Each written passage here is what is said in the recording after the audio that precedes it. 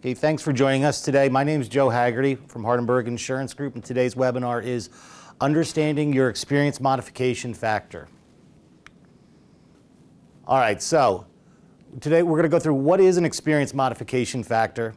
We're going to talk about what information goes into your experience mod factor. We're going to talk about how the mod factor is calculated. We're going to talk about how your experience mod factor impacts your bottom line. And then we're going to discuss some best practices that you guys can implement proactively on your own or in conjunction with your broker in order to achieve your lowest possible experience mod factor. What is an experience modification factor? So I'm going to give you a textbook definition of it, and then I'm just going to give it to you in layman's terms. But textbook, it's the adjustment of your annual premium based on previous loss experience. Usually 3 years of loss experience is used to determine the experience mod factor for a workers' comp policy. And 3 years typically include not the immediate past year, but the 3 prior. And in layman's terms, it's a numerical value assigned to your company based on 3 years of your losses and payrolls versus that of businesses classified similarly within the state. Your manual premium gets multiplied by this factor to arrive at your final premium. So I know it's a big mouthful, so I'm just going to give you an example. And assume you had annual payrolls of $1 million and a rate of $10 per $100 of payroll. That would give us a manual premium of $100,000. If my experience mod factor is a 1.25, my final premium is now going to be $125,000. And if my experience mod factor is a 0.75, my final premium is now $75,000. So you can see it rewards you or penalizes you based on what your historical claims experience has been. So what information goes into your mod? We have 3 years of loss information, excluding the most recent year. So for a January 1st, 2020 effective date, we'd be looking at our 2016-17 losses, our 17-18 losses, and our 2018-19 losses. So those are the 3 years that would go into the 2020 mod factor. Now notice we don't have the 19-20 year on. The reason being for that is that data is just considered to be too fresh.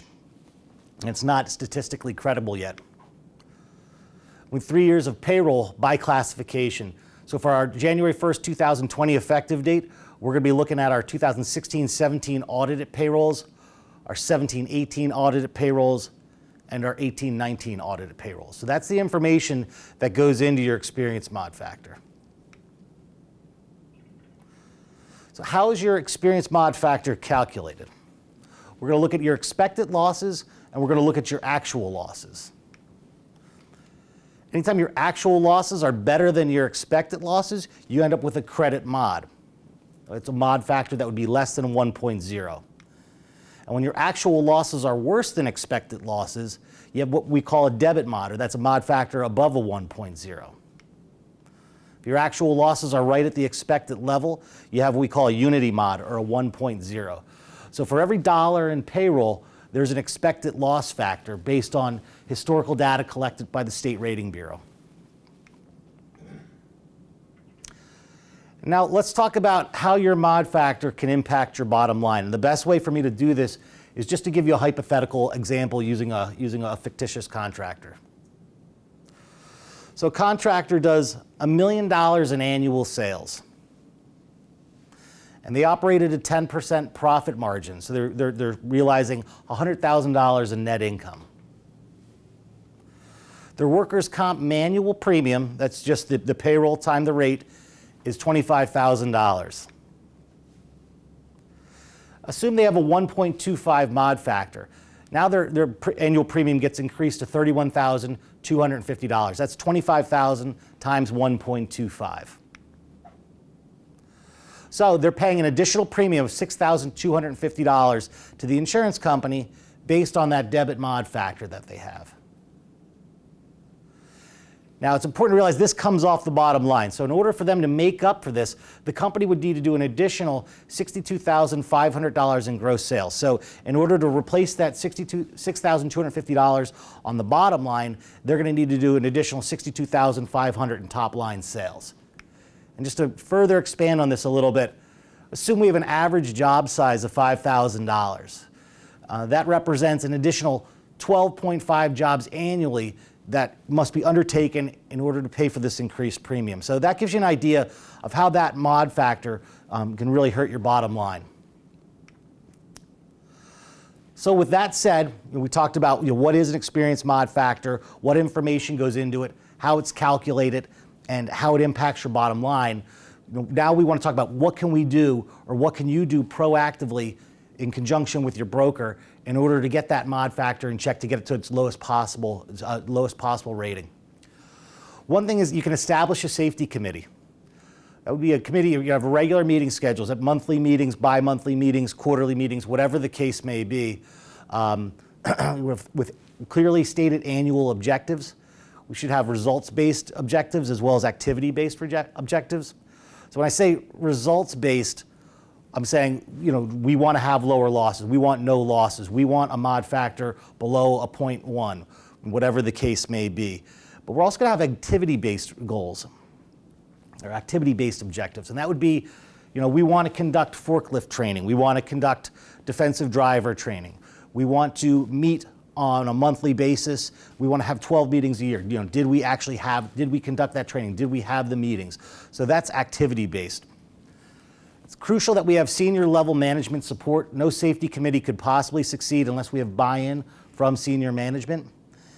And the committee should consist of a cross-section of employees. We don't want all clerical employees or all of one group. We want people from the warehouse, we want drivers, we want office staff, we want a good cross-section of employees. That way we can have eyes and ears in multiple departments. Another thing that you can do is establish a return to work program.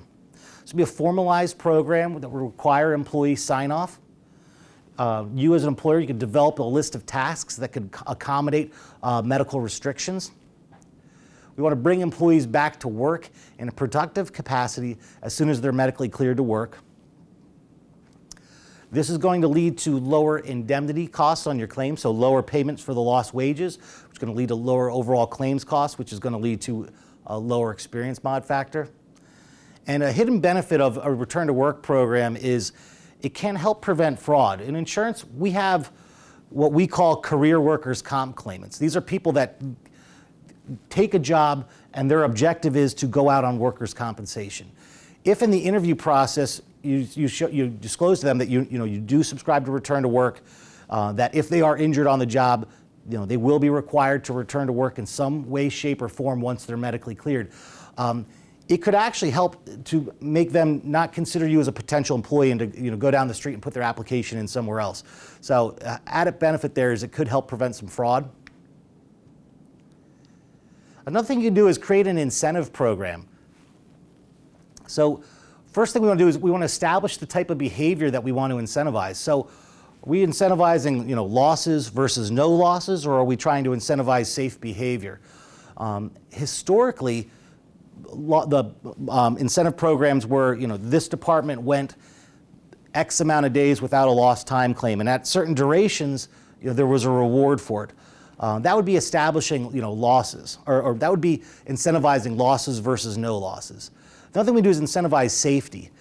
So that would be an employee always uses their personal protective equipment that's provided to them, or you have an employee that's very conscientious and they always notify management of unsafe conditions.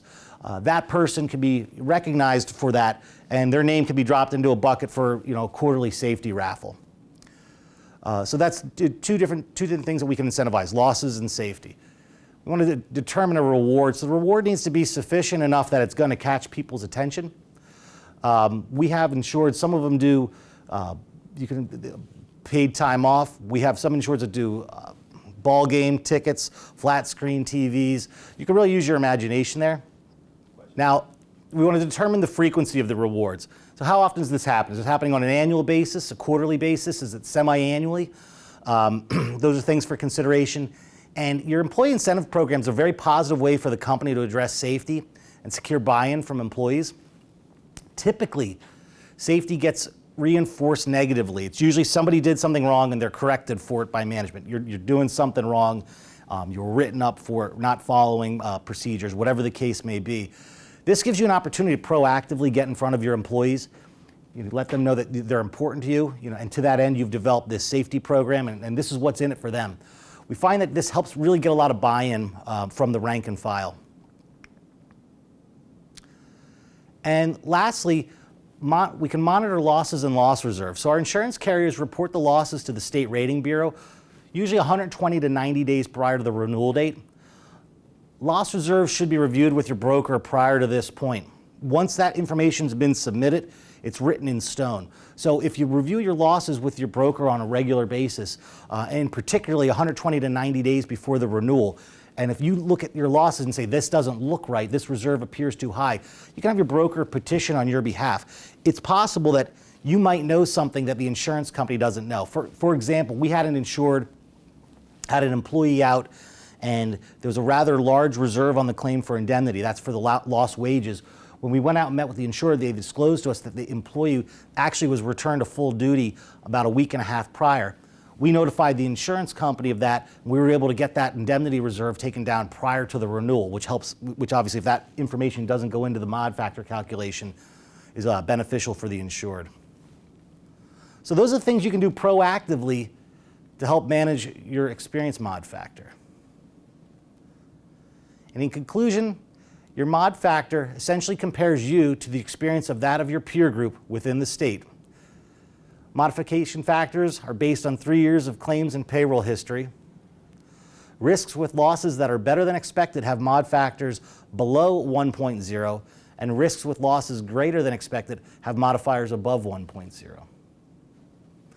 And there's several proactive things you can do to manage this figure. That includes safety committees, accident investigation procedures, incentive programs, return to work programs, toolbox talks, claims reviews, and experience mod worksheet review and analysis. Those are all things that Hardenbergh can do for you. Okay, that question was a very good question. How do insurance companies look at experience mod factors? So intuitively, we would think, if an insurance company sees a mod factor of anything below a 0.1 or a 1.0, they would look favorably upon the risk, and generally that's true. However, there are insurance companies out there that like to write high mod factor business. And the reason being is they get to collect larger premium for that. And a lot of times they get to collect larger premium on a risk that due to a claim that they never even paid. So you can look at that two ways. Generally, if your mod factor is elevated because of 1 or 2 claims and you have the correct policies and procedures in place, you're not going to be looked on poorly by the insurance companies. If your mod factor is elevated above a 1.0 because of multiple claims and correct policies and procedures not in place, it's going to be looked upon much less favorably. Okay, that's a good question. Can one claim have a big impact on my experience mod? It's a bit of a tricky question, and it does vary state by state. Some states cap the amount of loss that any one loss can hurt you for. Some states don't. Typically, one large claim can cause your mod factor to get elevated above a 1.0 for certain. The other thing is you need to think about is that it's going to cycle through for 3 renewal terms. So if the mod factor if it just hit your mod in 2020, it's going to cycle through again on 2021, 2022, and it won't be off your mod till 2023. So yes, the short answer is yes, one claim can cause your mod factor to become elevated. Okay, the question was, what are some examples of tasks in a return to work program?